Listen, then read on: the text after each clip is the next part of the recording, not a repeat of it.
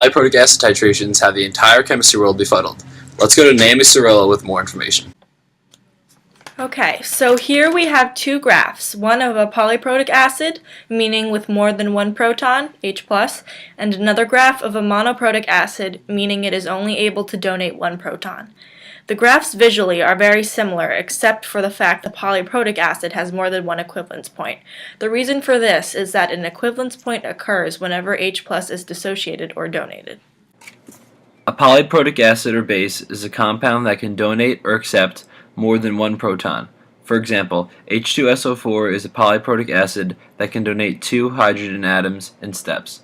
In the titrations involving polyprotic acids and bases, there will be 2 equivalence points, 2 midpoints, and 2 pK values. We are going to work out the following problem of a dibasic base with HCl. The pKb, Ka, and Kb values are given. Calculate the following 5 pHs.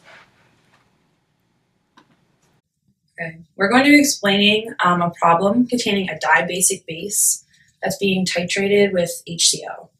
And a dibasic base is a base that will be able to accept more than one proton, and this will lead to 2 midpoints and 2 equivalence points as shown in the previous graphs. And so our problem is we have 50 mils of a 0.55 molar base, and it's titrated with 0.55 molar HCl. Calculate the pH at the following points. And we want to know the pH after no HCl is added, 25 mils of HCl, 50 mils, 75, and 100 mils of HCl added. And so for like general polyprotic problems, they'll ask you for 5 different pH points, and it just corresponds to like the beginning, the midpoint, the equivalence point, the second midpoint, and then the second equivalence point. So we'll start with A first. And at A, no HCl is added, and the only thing that contributes to the pH is the weak base. So we'll set up an ice table, and first we'll write the equation. So it'll be base plus H2O.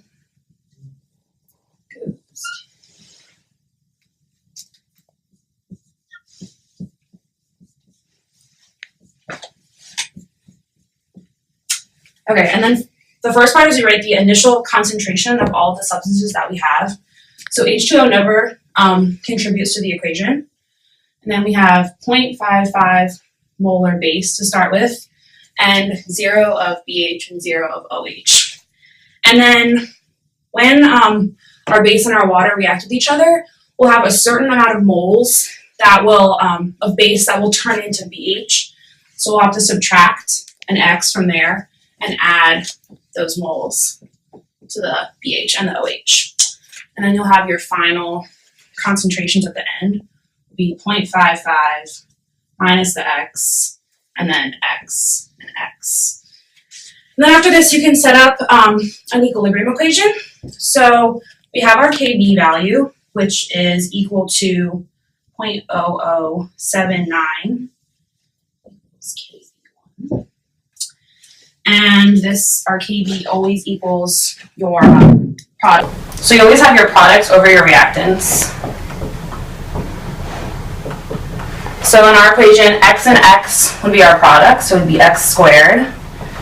And then our reactants would be 0.55 minus X would equal 0.0079, which is our Kb1 value. And we use the Kb1 value because this is the first step. We haven't like disassociated anything yet, so it's the beginning without the loss of the first proton. And then if you solve this using the quadratic formula, you get X equals 0.062, which is also equal to the concentration of OH in our problem. And then we all know that the concentration of OH equals your POH, which would equal 1.21, and then pH equals 14 minus 1.21, which would be 12.79 would be the pH for A. So right here, 12.79. You have your first answer. Okay, so next we're going to find B, which is after the addition of 25 mils of HCl, what will our pH be? So after you add 25 mils of HCl, the number of moles of HCl is half that of the initial number of moles of base. So at this point, we conclude that we've reached the midpoint of the equation, which is in the graph. It's the little where it starts to come down. And at the midpoint, you can always assume that the pOH equals pK B1. And this would be the same for like pH. Like pH would equal pK A2. So our pKb1 is equal to 2.10, and so our pH would be 14 minus 2.10, so your pH equals 11.90. That's your answer for B.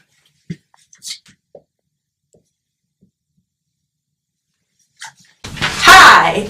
So, at this point in time, we have reached the first equivalence point after the addition of 50 milliliters of HCl, point C. So, that means that the number of moles of HCl equals the number of moles of initial base.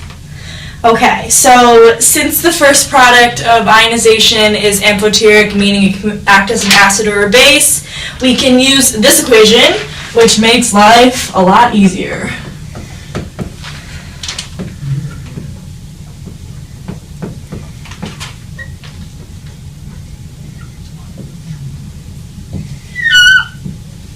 Okay, so all we have to do is just plug and chug.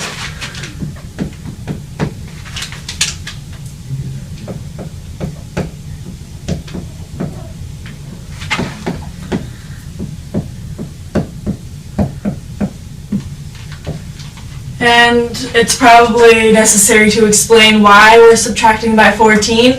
Well, we were given pKb values instead of pKa values, and since we're looking for the pH here, we have to subtract by 14. And that's how you would get the pKa. And when you sort this out, the answer is... So, we can enter it here. Let's see.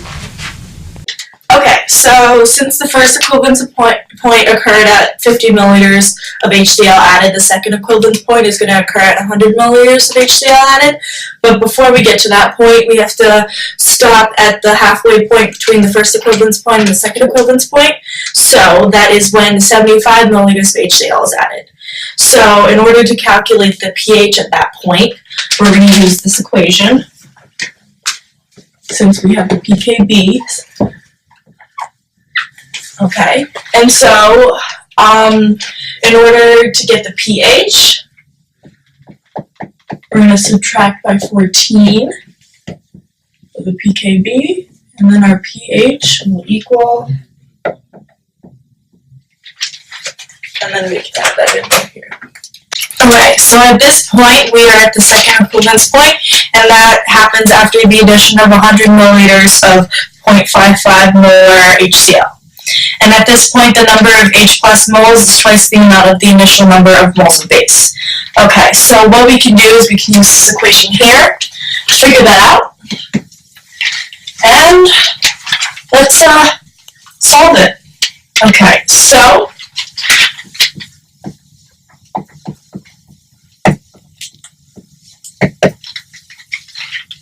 the original volume of base is 50 milliliters. The original molarity of the base is 0.55 molar.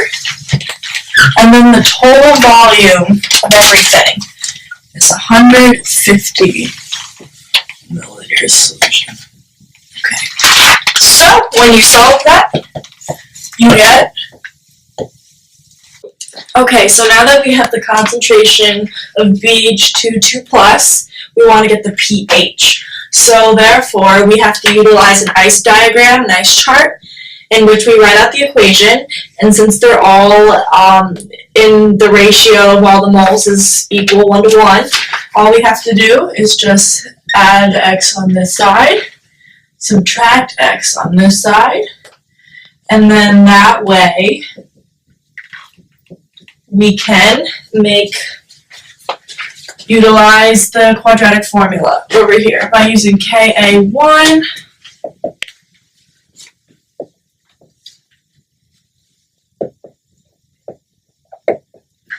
and then when you solve for x, hold on, we should put the value for Ka1 is 6.0 times 10 to the negative 7th. Then when you solve for x here, you get 0.00033 molar. Okay. And with that value, to get the pH, you take negative log of this concentration, and the pH will equal 3.48. And that will be your final pH. Then we can plug it in here. And that's your answer.